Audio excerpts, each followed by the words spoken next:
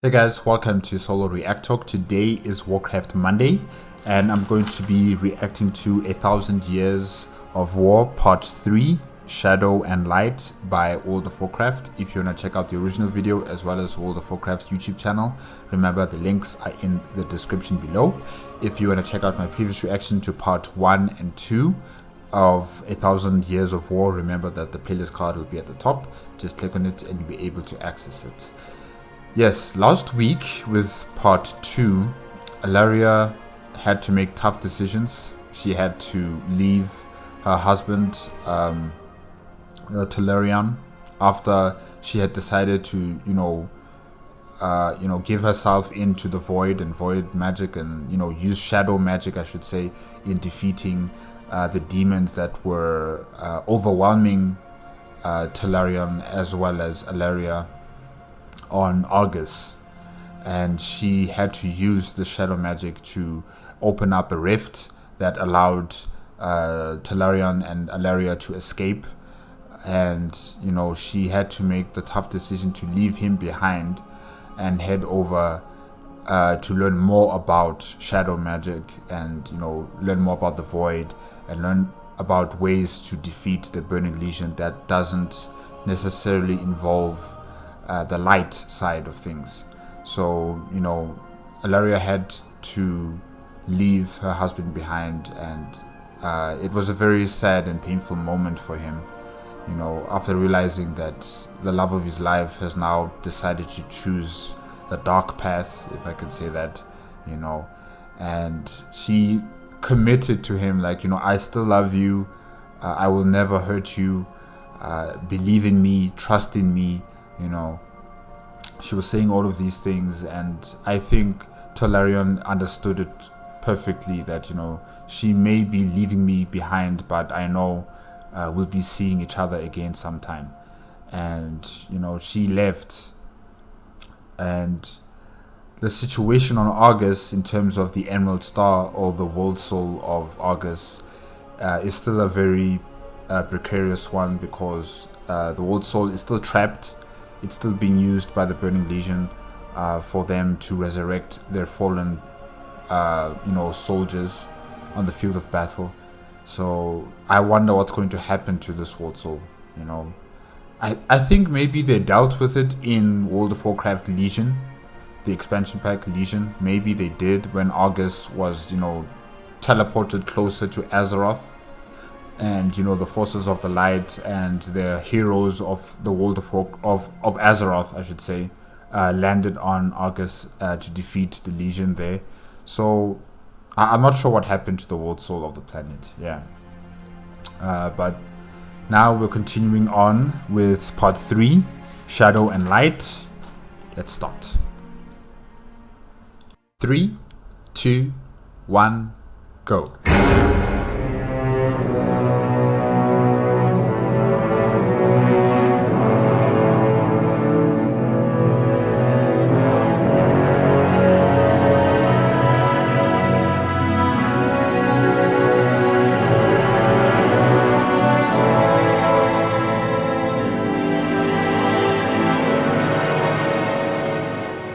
Blizzard Entertainment presents 1,000 Years of War, the story of Alaria and Turalyon by Robert Brooks. Narrated by Stephen Pacey. Part 3, Shadow and Light.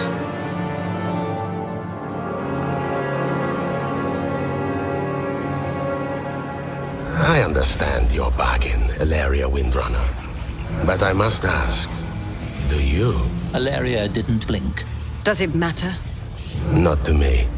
Alaria understood the bargain well enough, but its consequences, the price she might pay, well, that would come later.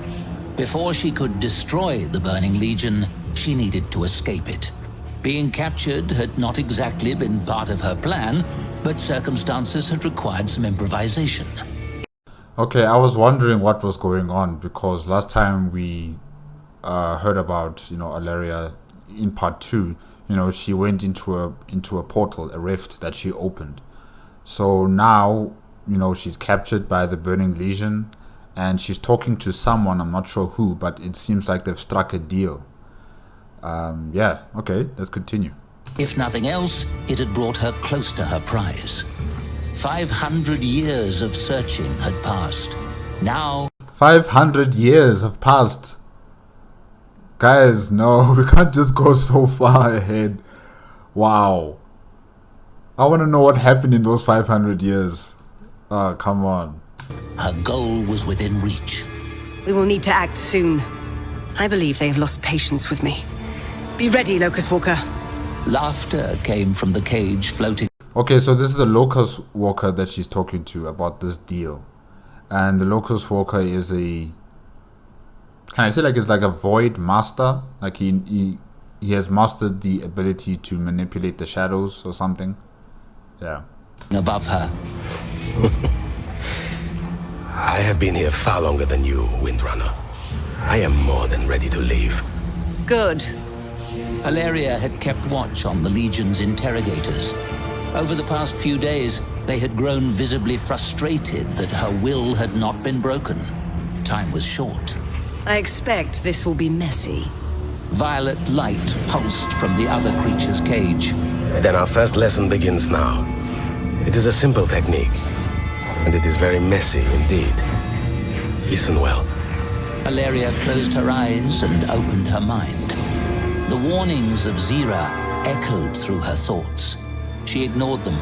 She had long since committed to this path. She only hoped she could endure it. The fighting on Argus had ceased for a moment. That would not last. High Exarch Turalian strode through the hall behind the skirmish line. Was Tellurian always the High Exarch, or wasn't he just an Exarch? You know, I can't remember right now from part 2. But if he has been promoted to High Exarch, then congratulations to you, Tellurian. But what are you guys doing on Argus? What are you guys doing on Argus? Because, you know, the last time you were on Argus with Valeria, things were not looking very good. Maybe they're trying to free the Emerald Star. Yeah, maybe they're trying to free the Emerald Star and, you know, take it away from the Burning Legion. Be ready. Hold for the first wave, then fall back. We need to draw them all the way in. He passed Lithraxian. The Nathrazim looked back at him. Can we give them enough time? Turalian said nothing, and that was answer enough. Lithraxian grunted. Well, we can sting the Legion's pride at least. Okay, maybe they're here to free Alaria. Maybe. Because she's been captured. A rumble filled the hallways. Heavy footfalls and clattering weapons. It grew louder. Turalian gripped his sword. Light how he wished Alaria was still here at his side. Here they come. Snarling demons surged through the small doorway. They were led by 3 dreadlords. Lithraxian met them with a laugh, blade against blade. Good to see you again, brothers. Light and fells swirled together in spectacular fury. They were fighting in a narrow corridor, a choke point. The light could hold against superior numbers for the moment. A demon broke through the front line, but Turalian's sword took care of it. He glanced behind him. His artificers were still working furiously on the rift constructs in the main chamber. Is it done? He called out. One of them yelled back, voice pinched with frustration. We're out of time. Fall back and open the rift. Turalian turned to his army and raised his voice. His soldiers calmly obeyed, stepping backward in unison, handling the scattered fools that tried to charge in alone. Wait, I don't understand. Are they trying to open a rift back to the ship, the Xenadar?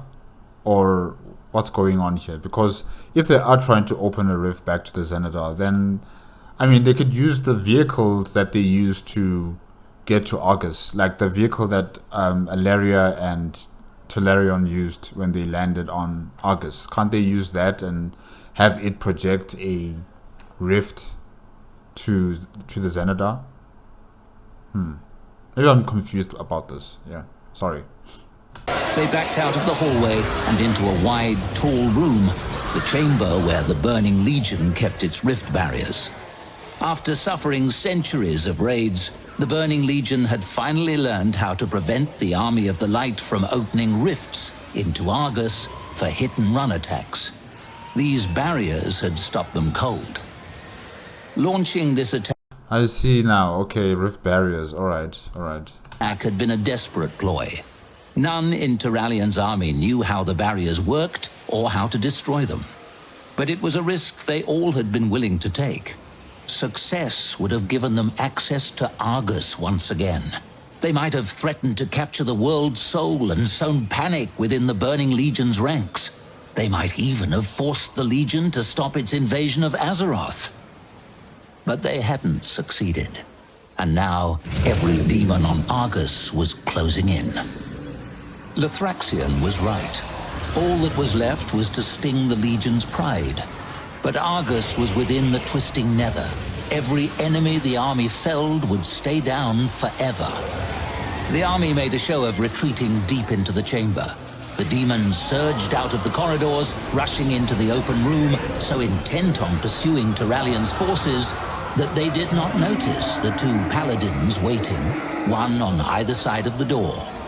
When Turalion could see nothing but demons packing the hallway, he gave his order. Now! The army stopped retreating. The two paladins at the door stepped back into the hallway, arms extended. Holy power erupted. The demons before them shrieked as the wrath of the light consumed them all. Those that had already made it into the chamber turned around in shock, only to have Turalion and his strike team fall upon them. The battle was quick, unfair, just as Turalion had planned. One of the paladins, a commander named Rosales, limped as he exited the hallway. The other never emerged at all. Turalion muttered a prayer for him and then raised his voice to the others. It's time to go, he said. Okay, all right. So the Warriors of the Light tried to make like a covert operations in terms of destroying the rift barriers that prevent them from, opening rifts on Argus. However, where is Kil'jaeden in all of this? I mean, these guys are attacking Argus countless times, and now this is like a full-blown invasion, and their mission is to destroy these barriers. Why isn't Kil'jaeden taking interest into this situation? Or maybe he doesn't know about it just yet. Maybe he's like on the opposite side of the planet, or he's on one of his spaceships and he's, conquering other worlds. I don't know for sure, but really, having something so important as the rift barriers being compromised, and then probably, the Warriors of the Light might further advance on Argus and even take the world soul. I mean, you would consider that the commanding officer would take interest into this situation and even come there personally and, defeat the armies of the light. Yeah. Where are you, Kil'jaeden? Where are you? The Paladin's transport was still active. It had needed to physically drop onto Argus, but now that it was here, it could briefly force open a rift to the Zenadar. The army ducked through the narrow opening, crossing a vast distance in an instant, back to safety. Turalion was the last to step through. The transport's rift didn't close. Demons were racing towards it. Shut it down! He told Rosales. A gust of wind blew into the Zenadar, and the rift finally snapped shut. The Paladin blinked, then shrugged. My apologies, High Exarch. Something was blocking it. Not a surprise. The Legion would love to invade this place. Turalion said, his heart heavy. It was the last time they would ever sneak onto Argus. There was no doubt. The Legion would not be taken unawares by Zenadar transports again. For now, the Army of the Light was stuck here, hiding in the chaos of the twisting nether. Lithraxion clapped his leader on his shoulders. A good fight, Turalion. I'm just wondering how many Warriors of the Light are there? because the Xanadar is like the only vessel that represents, you know, the Warriors of the Light, and you know, it's like their headquarters, their main base. So I'm now wondering how many of these people are there, and did they really think that they would be the only power that will be able to defeat the Burning Legion? I mean, the Burning Legion has so many demons and so many lesser demons and everything. You know, like they have armies, literal armies and fleets of vessels. But then the Warriors of the Light seem to be very limited. Yeah, they kind of just look like special operations forces. That's all that they are.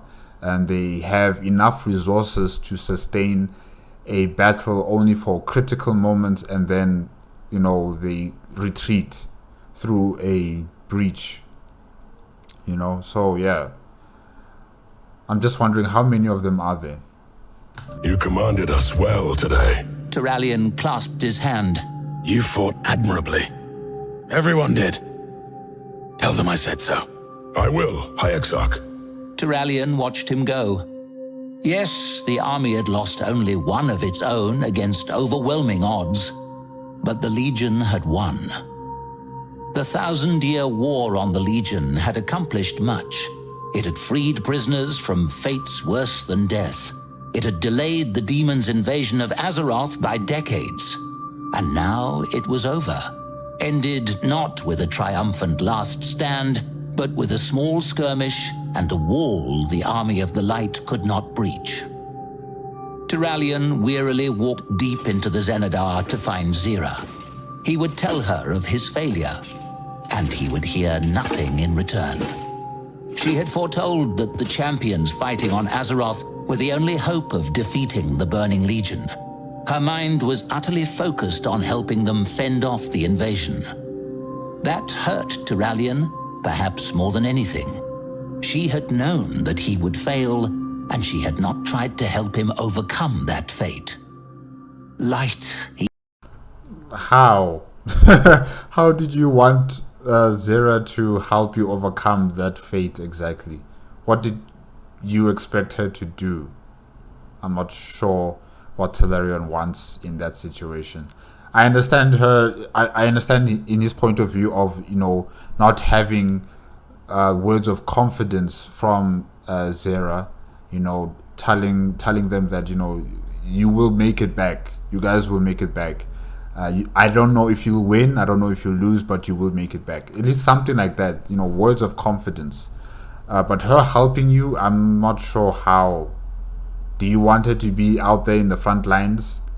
Yeah, I'm not sure. He hoped she would succeed.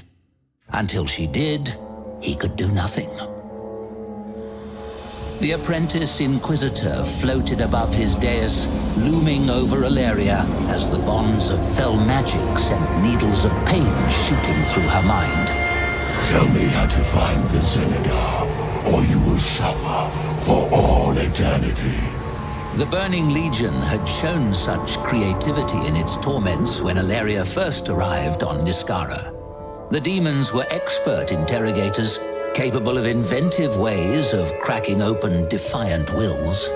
There had been moments when she had genuinely feared she might succumb to the agony, or at the very least, let slip that she had wanted to be brought to this prison. But this was downright lazy. It was hard to conceal her contempt. The High Inquisitor had talent for his craft. This apprentice had no imagination. The Inquisitor held out his hand. Long, taloned fingers. He is an apprentice. It will take him time, you know, to get a hang of things. Unfurled to reveal a small, polished black crystal in his palm. Alleria had seen its like before. It was a soul stone. This is a gift from Kil'jaeden. It will be a reward to someone you met 1,000 years ago. Do you understand me, Windrunner? If you do not obey, your soul will belong to that demon forever. As a bauble around its neck. Alleria muttered. I see you understand perfectly. But maybe that's what you want. When it arrives, your soul and your lovers will be reunited, screaming together in agony until the stars are dust. He clasped his hands in mock adoration. How romantic that will be. Hilaria did not respond. The Inquisitors sighed with disappointment. Do you need more convincing first? Very well. He waved a hand, and the bonds of Fel disappeared. She fell to the ground, feigning exhaustion. He slowly walked toward her, conjuring some new torment he would never get a chance to use. She took a deep breath. Time to settle our bargain, Locust Walker, She said. Hilaria shoved herself to her feet. She had no physical weapons. The Inquisitors had blocked her from the light. But the Legion, as cunning as it was, had not imagined that a warrior of the Army of the Light had embraced the shadow. Dark power surged through her veins. The voices of the void returned to her, giddy and raving. She followed the Locust Walker's lesson. One hand reached toward the Inquisitor, the other toward the Locust Walker's cage. Both exploded into fragments. The demon did not even have time to scream. Hilaria waited, listening. There was no alarm, no cries of anger. The Inquisitor had been so confident that he had not brought guards, nor had he summoned any guardian eyes. Wait, where's the apprentice? Because he was the one who was first torturing Hilaria, and what happened to him? Maybe he went to his rooms, trying to rethink his strategy of torturing people. I don't know, but it's odd. None had witnessed this. The Locust Walker emerged from the ruins of his cage. He was an ethereal, a creature of pure energy. When he was captured, his wrappings had been destroyed. His form was a mass of irregular power. Well struck, Hilaria. An ethereal. Okay. I don't know if I've seen an ethereal before. If I have, then I've forgotten, but alright. They're not like the Naru, right? Yeah, I don't think that they're like the Naru. I've had worse students. She looked around. Briefly, she considered searching for her bow, but she knew she did not have time. The Inquisitor's absence would be noticed before long. we need to go. Yes, we do. Shadow magic flowed from him. A portal ripped open the air in front of them. I need to recover. You need to train. I know where we can do both. Hilaria hesitated. She knelt next to the Inquisitor's remains. The ethereal shivered with impatience. What are you waiting for? She held up the soul stone. This one was meant for me. I fear there is another, meant for someone I care about very much. The ethereal's words held no pity.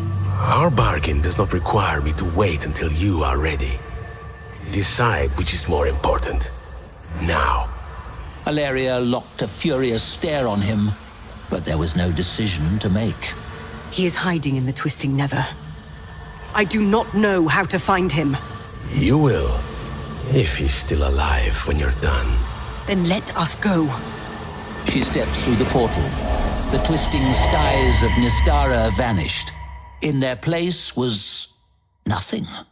No sound, no wind, no ground. Nothing but an oppressive silence. Only the glow of the ethereal provided any light at all. Hilaria floated freely. Until you learn how to survive here, it is best that you do not attract too much attention. I thought they would be heading to the void realm, and see things that are in the void, maybe. I don't know. But nothing, absolutely nothing. No sunlight, nothing, no stars, just darkness, no sound. Huh, alright. Welcome to the void, Hilaria Windrunner. This is the void? No, guys.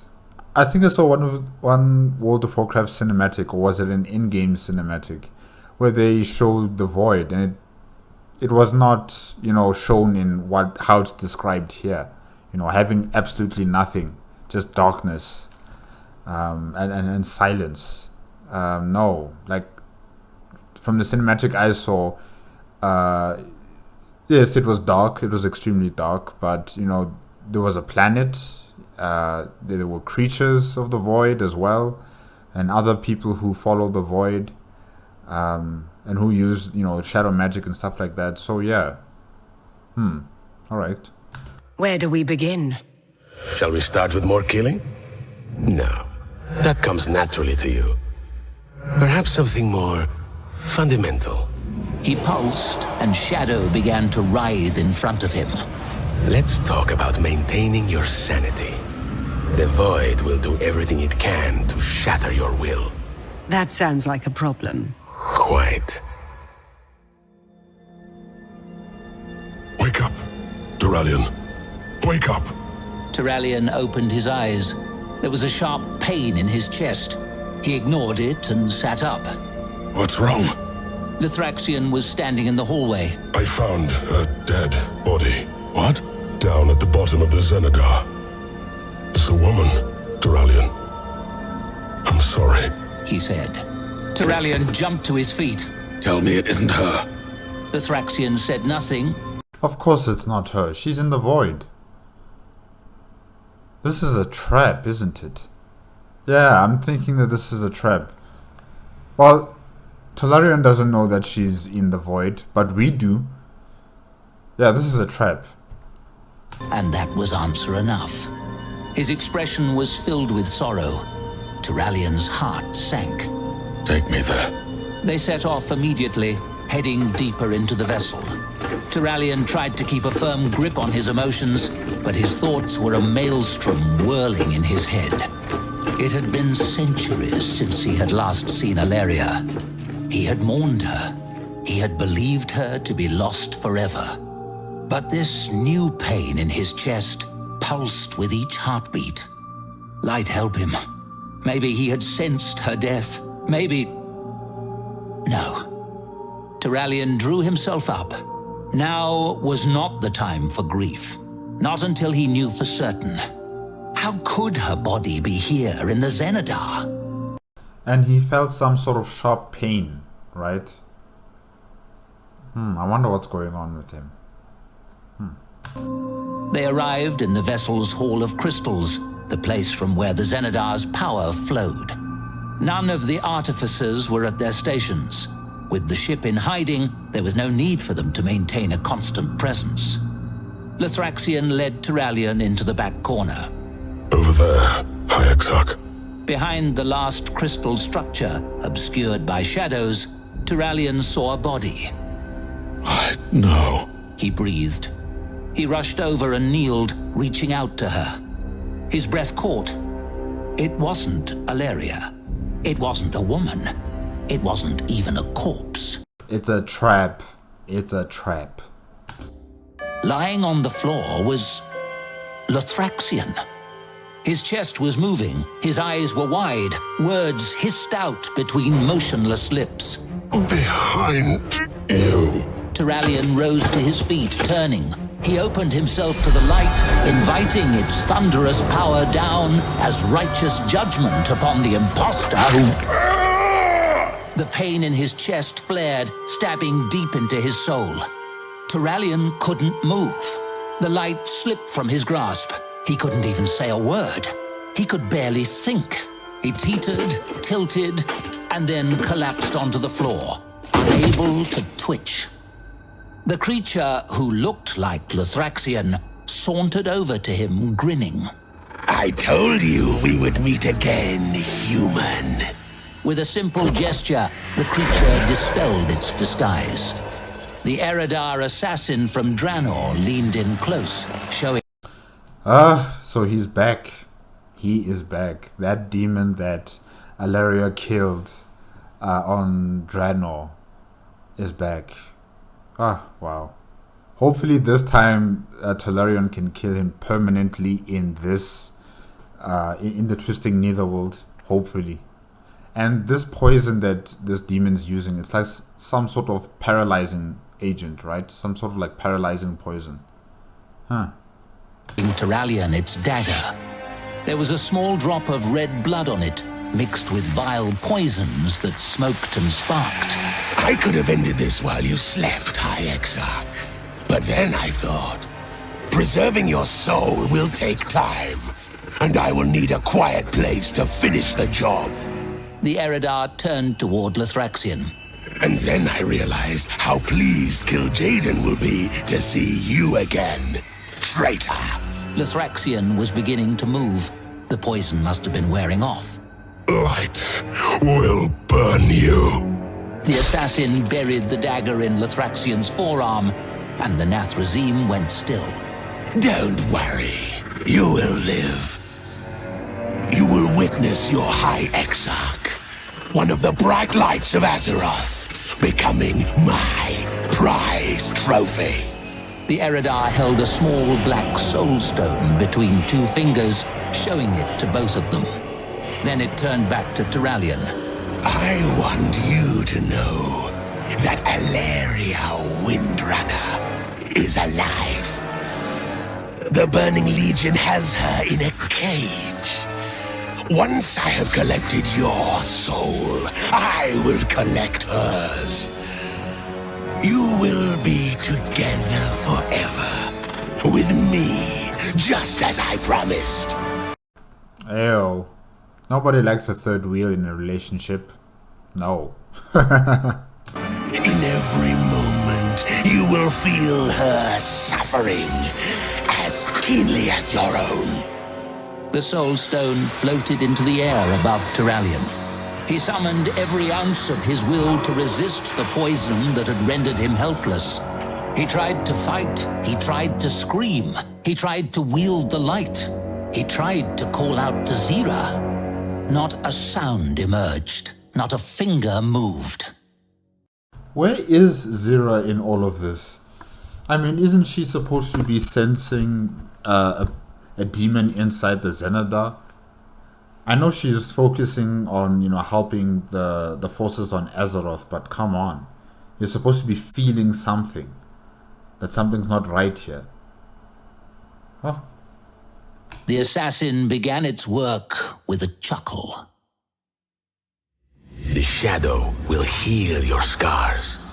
The shadow will show you your destiny. Alaria was not amused. Stay out of my memories. Laughter filled the air around her. I couldn't, even if I tried. I will know everything about you when this is done. Does that inspire second thoughts? No. Then let us begin. You have been a remarkable student thus far, Alaria Windrunner. But you have barely touched the shadow. To truly understand your destiny, you must become one with it. The ethereal's power pulsed softly. And that is where the danger lies. You see the void as an enemy. It sees you the same way. For now. Its very nature is hostile to what you know as life and sanity. The blackness around them seemed to shift. But without the shadow, you would have never been alive at all. The darkness touched Alaria. The voices she had learned to ignore became loud.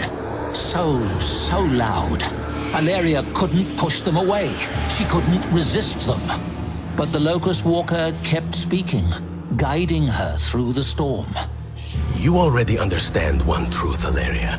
The light is blind. It cannot see the whole of destiny because it alone is not responsible for it.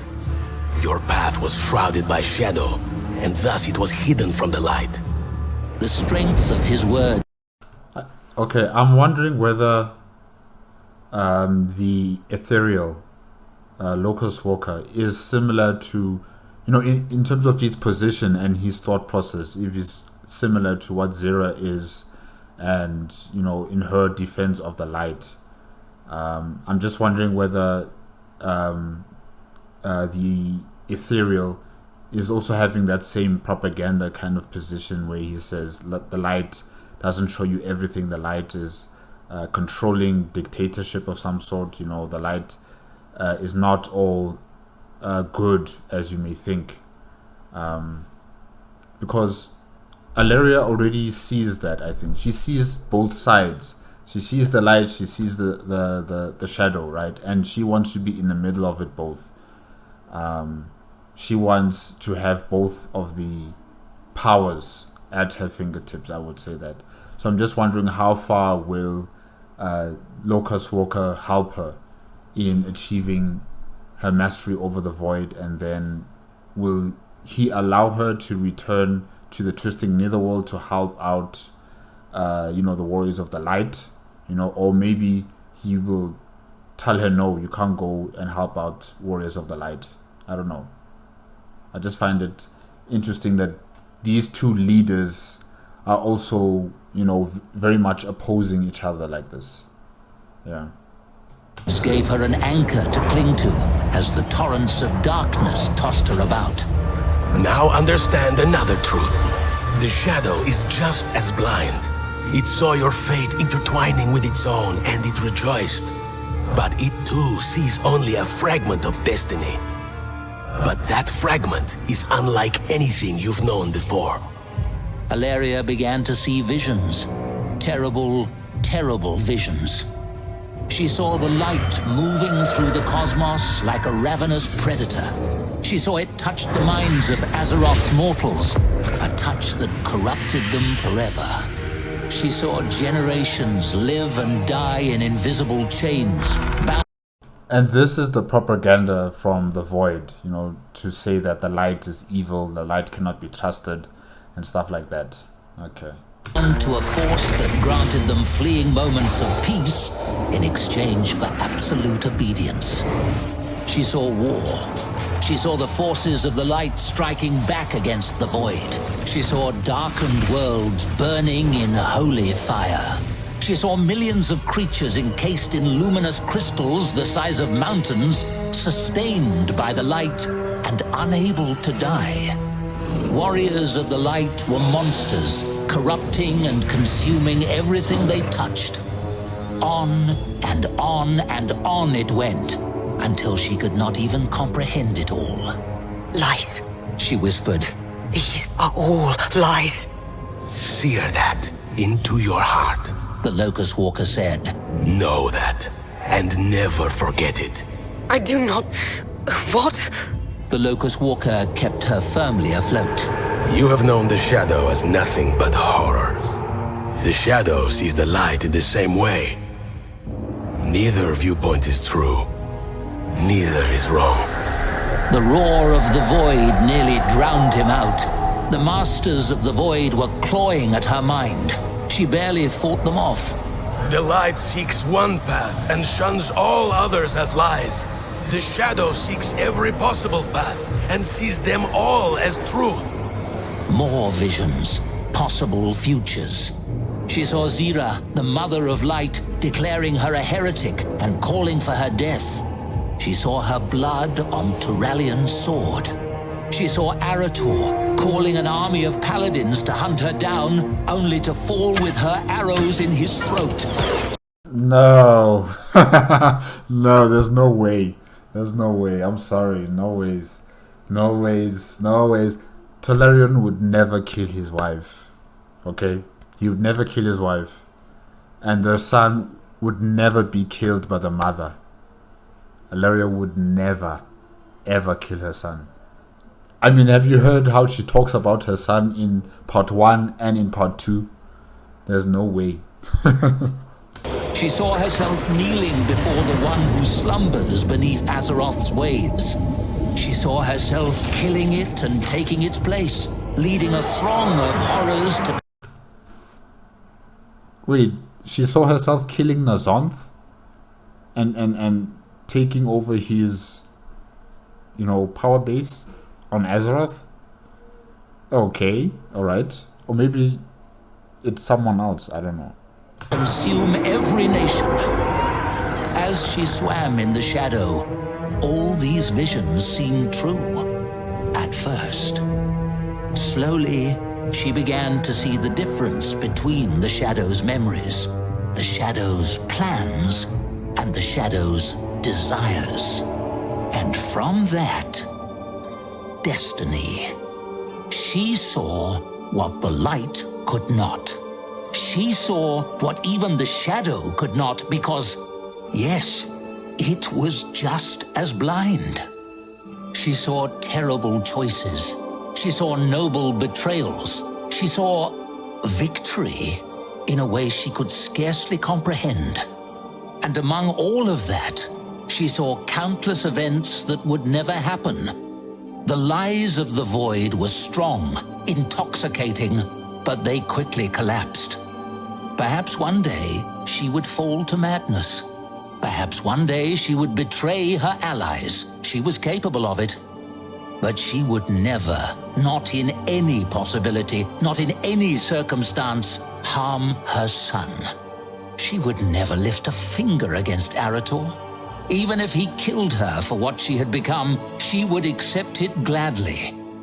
The weight of that truth kept her afloat. And she could feel the shadow's confusion. It did not understand the bonds between mortals. No, it mainly does not understand the bond between a mother and its child. It doesn't understand Alaria.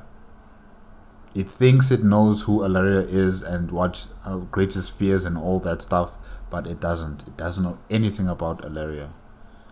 Yet again, someone is underestimating her. Just like that demon who was trying to attack them on Drano, morphing itself into Telerion.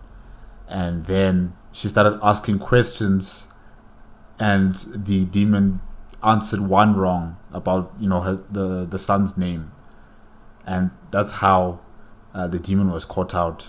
And here again, the void thinks it knows best. It thinks it knows what Alaria is afraid of and what kind of possible futures will she be stuck in fear and then submit herself to the void.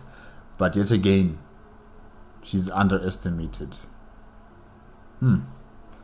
It did not understand that there were some things that could not be corrupted. Another truth emerged. This was happening too soon. She was swimming in the shadow before her destiny demanded it. You are ready, Alaria. Every ounce of power out there will be at your command. Dive deeply into it. Your mind will yet be your own. She was indeed ready, but it was not yet time. She had witnessed herself jumping from a cliff, peacefully surrendering to the long fall. When the time came, there would be no choice and no alternative. Now, she could still escape, and her destiny demanded that she must. Alaria tried to make sense of it all. She searched the void's knowledge for answers. When none came, she instinctively reached out for the light. The two forces collided in a blinding jolt of pain. It's like antimatter and matter colliding and, creates this big explosion. So I'm thinking it's something like that. Antimatter is the void and matter is the light, and they're colliding with each other. But she glimpsed a truth. Turallion screaming silently as his soul was ripped from his body. That was neither the past nor the future. It was happening now. She knew it. Let me out! Let me out! We are not done, Alaria. No matter how terrifying it seems, you must. Alaria lashed out. All of the dark power filling her slammed into the Locust Walker. With a roar of surprise, he let go of her mind.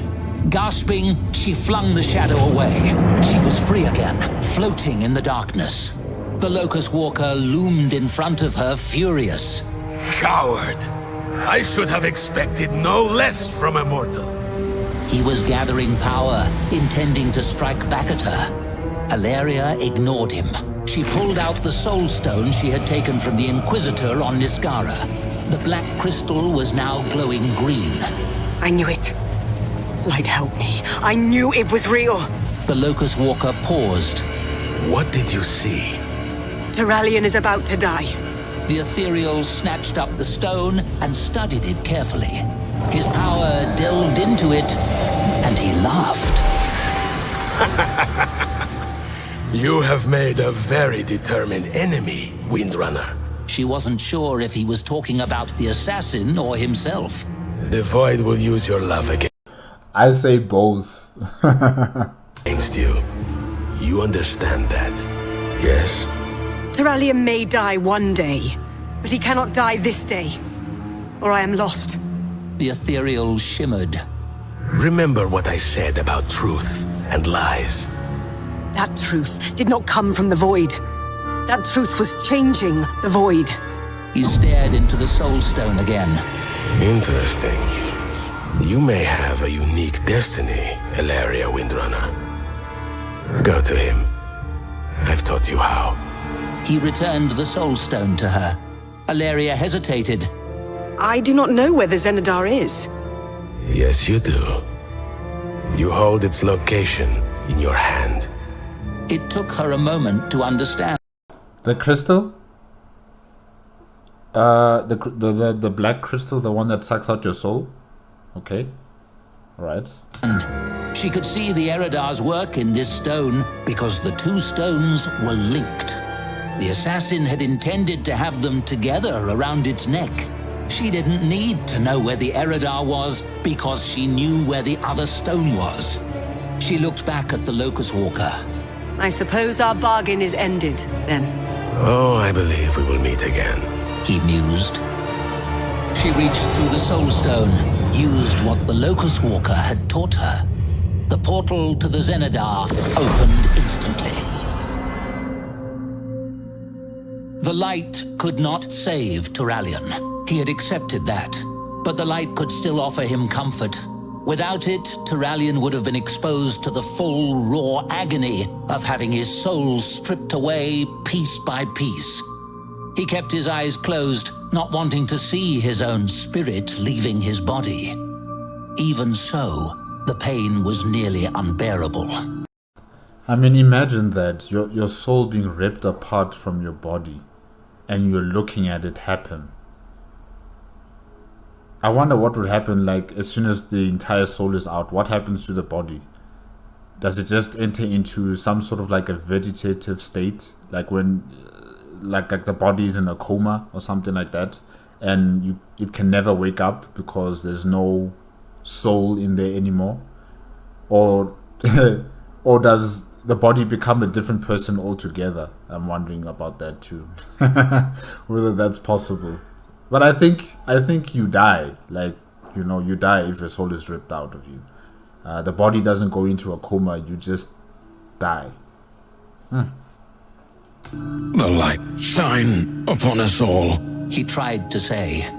The sounds of the assassin's spells filled his ears.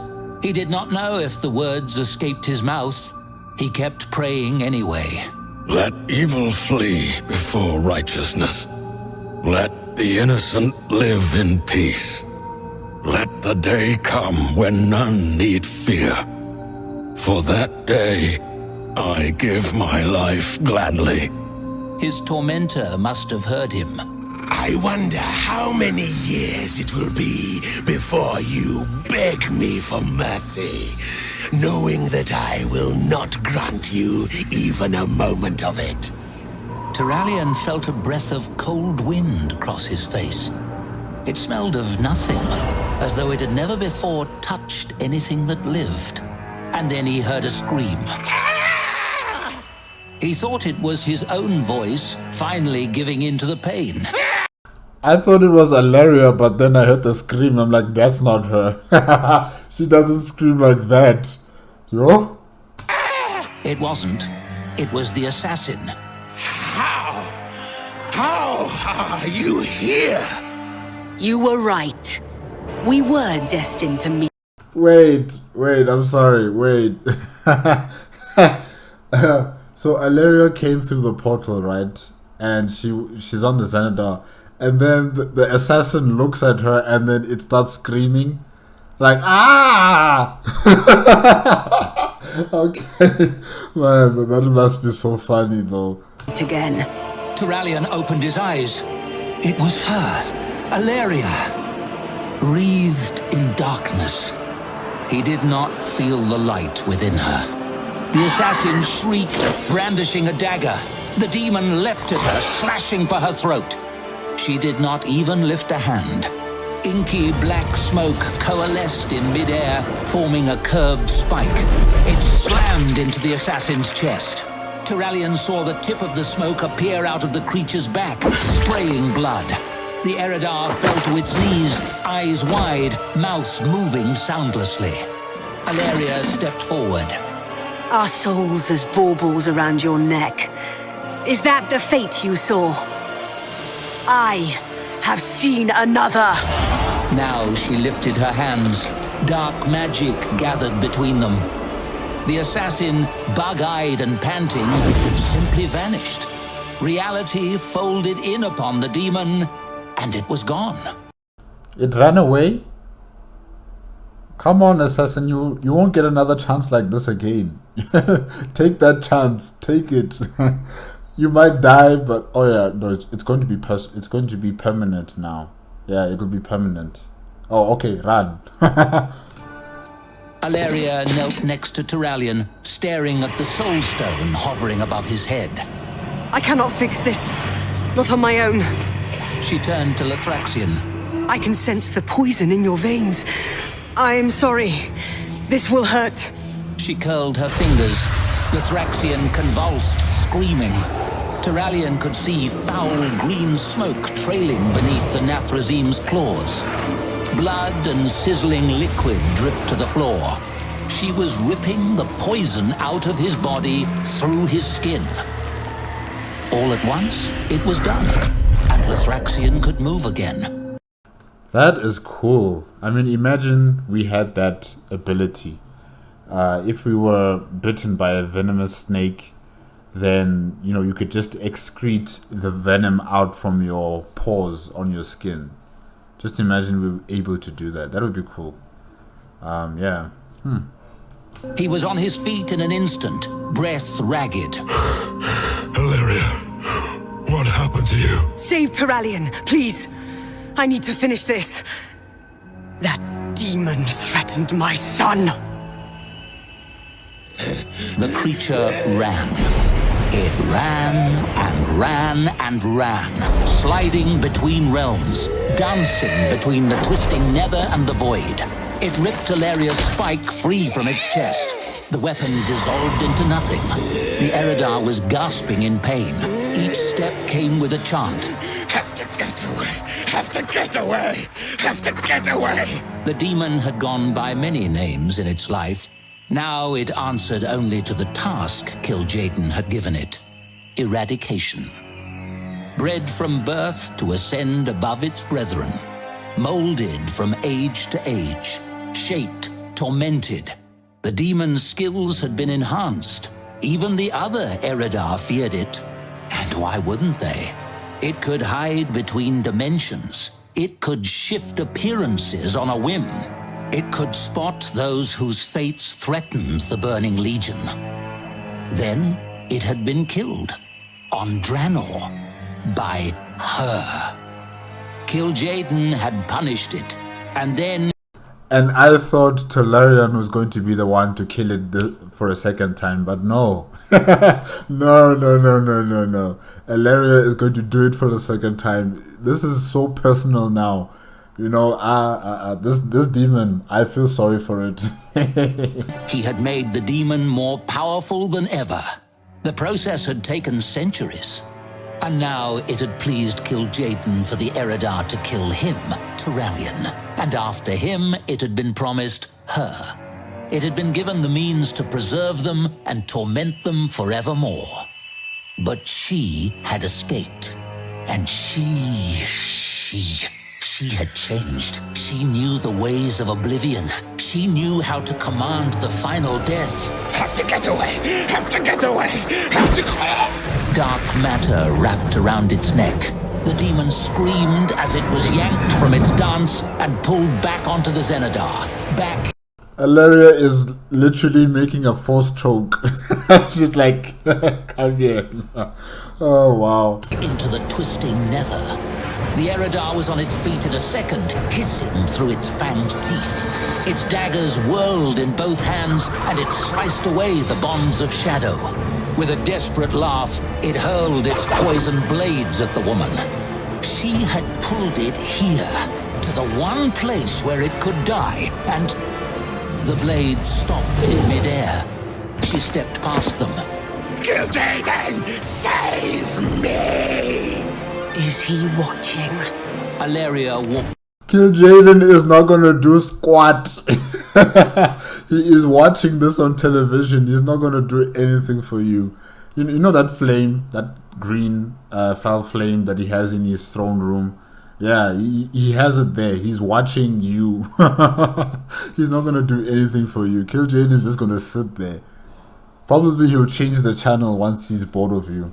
Forward, closing the distance. Are you a favorite pet of his? The demon Was. conjured more daggers, howling with fear. They all vanished before they could hit her. She kept walking toward it, step after step after step. And she's walking very slowly, very slowly, just to make this demon even more terrified about what's about to happen. This lady, hey. Another spike slammed into its left shoulder. Its right arm continued to throw daggers. The Eridar could think of nothing else to do. Save me! It cried again. Another spike. The demon's other arm went limp. I know what you fear. She said. I know what the Burning Legion fears. I know what drove your masters to their terrible crusade. The Eridar. The music, the demon Eridar, and Alaria, is just so good. It's just so good. Like really, the demon saying, "Save me, Kil'jaeden," and then Alaria is just walking very slowly, going towards him, and then the music is din din din din din din din din din din din. Oh, it's so good. It's so good. Could feel Kil'jaeden's disappointment. He had heard its cries and ignored them. And then she was He changed the channel. standing before it. The demon fell to its knees. It couldn't even lift its arms to beg for mercy. All it could do was wheeze out its last prayer. Please! Please! Please! She I actually kind of feel a bit sorry for it. Now that I'm thinking about it, it's really begging for mercy. But you threatened her child. You almost stole the soul of her husband. It's over. knelt in front of it, meeting its gaze. All hope died with her words. You promised to kill my son. Her dagger slipped easily into its throat. The demon made not a sound. It just stared at her with unblinking eyes as its life drained away. This is an easy end, She said softly. I could have given you to the Masters of the Void, but they might have turned you, and I would be done with this. Behind her, on the other end of the hall, were Turallion and Lothraxion, watching. The demon saw astonishment in their eyes. It saw fear. Then it all faded away. It was a relief. Turallion hurt. His entire body ached. It wasn't only physical pain. His thoughts, his very soul pulsed with agony. But he had survived. The Soul Stone lay motionless on the ground, inert, nothing but a trophy now. Lothraxion helped him to his feet. Alaria was returning. It was a long walk across the crystal hall. He watched her every step, mind numb, barely able to think. She stopped in front of him. She looked exhausted. It is good to see you again. She said. He wanted to tell her the same. He wanted to tell her that he loved her and that nothing would ever change that. It would have been true, but he couldn't find the words. Not yet. She seemed to understand. My destiny does not end with the light. It ends in darkness. I have known that for a long, long time. She met his gaze without blinking. And if I do not follow that path, I put you, Arator, and all of Azeroth at risk. Please believe me. The Thraxian spoke up. I have known darkness, Valeria. I have seen lost creatures. You are not one of them. You have not crossed the threshold. I will. That you're right. You're right, Thraxian. You are 100% right. This is a good friend. One day, She said simply. The Nathrazim scoffed. In the Legion's name, I did countless things that cannot be forgiven. I committed genocide over and over and over again. The light redeemed me nonetheless. I will not give up on you, Ilaria Windrunner. Not that easily. Turallion studied her face. He knew her too well. She appreciated what Lathraxian was saying, but she didn't believe it. Ilaria, go. Leave. Pain flashed across her eyes. no. I wish you could stay. Turallion's words held no anger, only agonizing truth.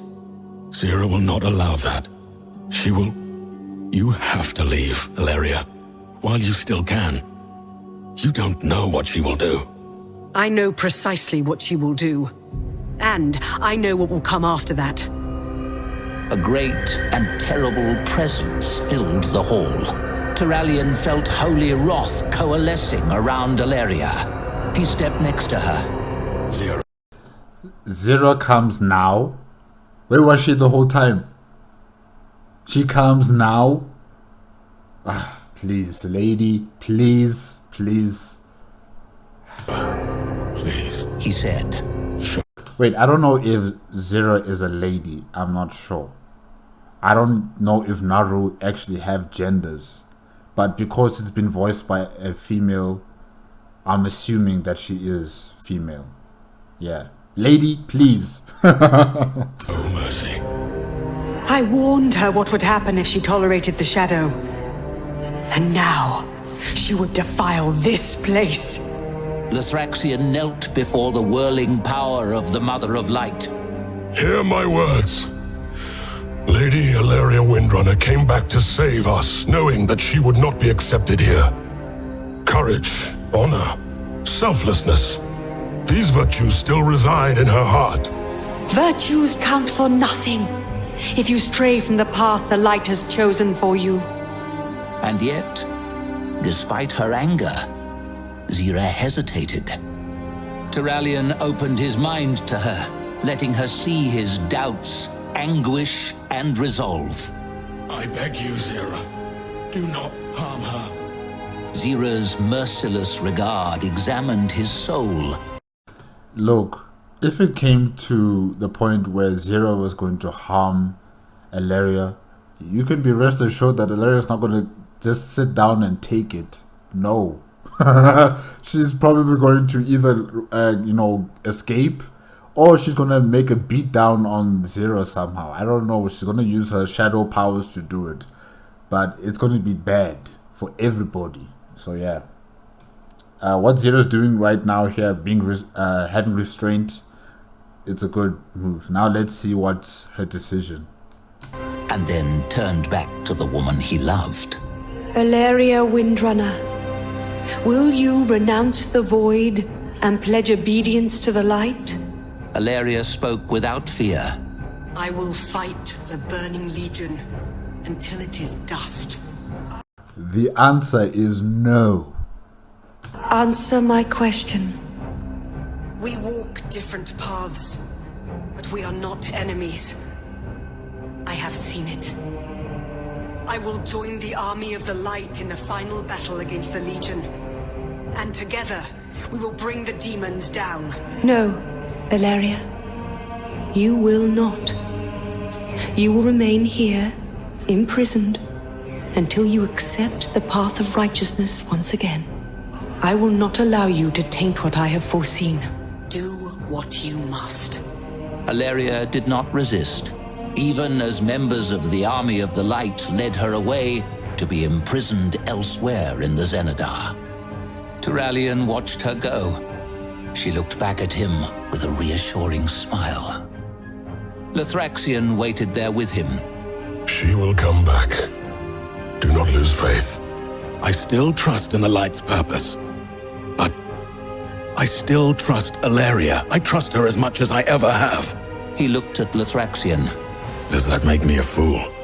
If so, then we're both fools, brother. You are no fool. You are no fool. That I can assure you.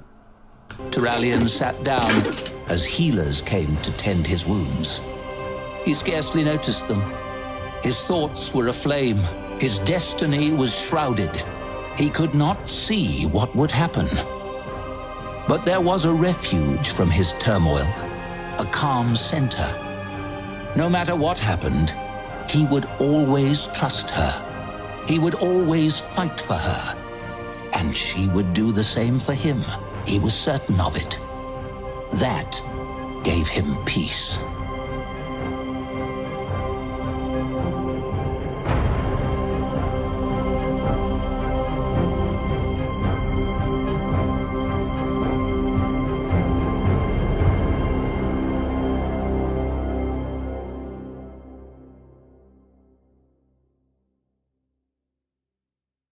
Yes, guys, that's it with part 3 of 1,000 Years of War, Shadow and Light.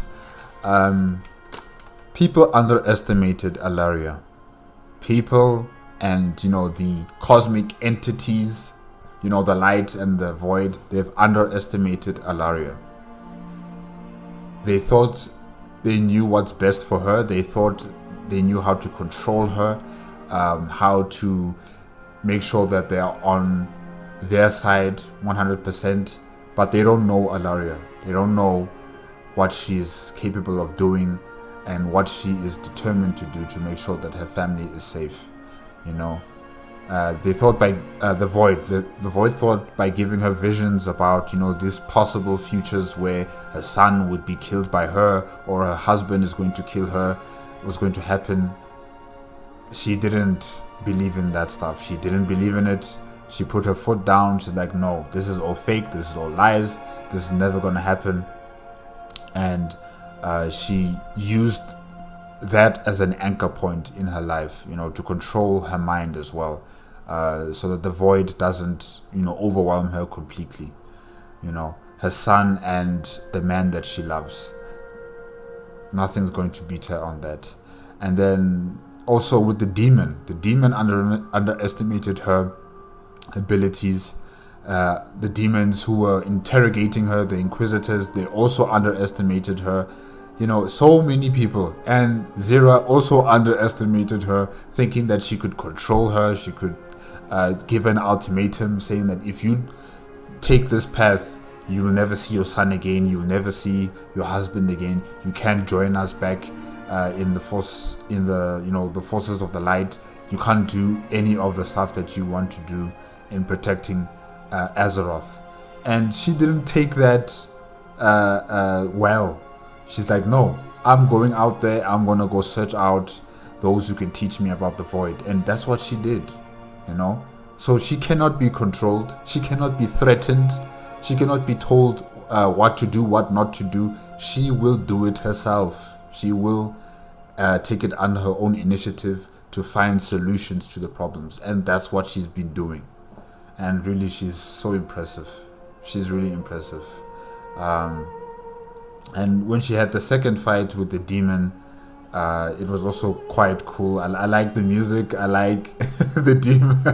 I like the fact that the demon was screaming as soon as she came in the Xanadar. Like, I just want to see that in like a cinematic or something, where you just see the demon screaming like, ah, it's you. It would have been so funny. But yeah, that second fight they had was really something. And towards the end of the fight, where the demon was begging for its life, asking kill Jaden to save its life. Oh man, that was so funny. But it became pitiful, and I actually felt sorry for the demon when, you know, the demon was saying sorry. Well, he didn't say sorry. It's like, what did he say? Please. Yes, he was saying please. He was saying please so many times, and I felt it. Really, I did feel sorry for him at that very moment. But the way Alaria was just walking slowly towards him like that, that's just so terrifying. Like, you know, you're trying your best, you're throwing everything at her, but still nothing works, and she's just moving slowly towards you. She's stabbing you in your arms and in your legs. Oh gosh. That's just terrifying. It's just terrifying. But yeah, Alaria got her complete revenge on this demon, making sure that it never threatens her family ever again. And yeah, she's decided to stay on the Xanadar. I thought she would actually be going back to the Void to, you know, have further teachings, have further understanding of the Void, and then come back when it's time for the final battle against the Burning Legion. But yeah, she's decided to stay aboard the ship. Zira, this Naru, I'm done with you. Really, because there was this altercation in the ship. Where were you? Could you not feel the presence of a demon on your own ship? Really? Like, honestly, she should have alerted the other Warriors of Light to say, guys, they need help downstairs. Go check out what's going on. Or, you know, you yourself, you go down there personally to go see what's going on. But she did nothing. She only came when the situation was controlled, when the demon was defeated, and, you know, Alaria and Tularion were coming up the stairs. That's only then she's decided, okay, let me go and talk to them. What were you doing this whole time? I mean, really, Tularion and Lothraxion, yes, Lothraxion, they could have died. They could have died. But anyways, I don't know if there's going to be a part 4. I think this was the final part. Maybe I'll double check on the YouTube channel if there's another 1,000 Years of War. But I think this is the final part. And it was really fun. Really, it was enjoyable to listen to. It was really good. And hopefully you guys also enjoyed it. Remember, if you want to check out the original video, it's in the link. The link is in the description below, as well as the YouTube channel for World of Warcraft. It's in the description below. And if you like the video, remember to give me a like, comment, and subscribe to my channel. Click on the notification bell if you want to be up to date with my latest videos. And I guess I'll see you next week, Monday. If there is a part 4, you know I'm going to be on it. But if there is no part 4, then, you know, you just have to wait for more content from the World of Warcraft Monday reactions. Yeah. Okay, guys, I guess that's it. Bye-bye.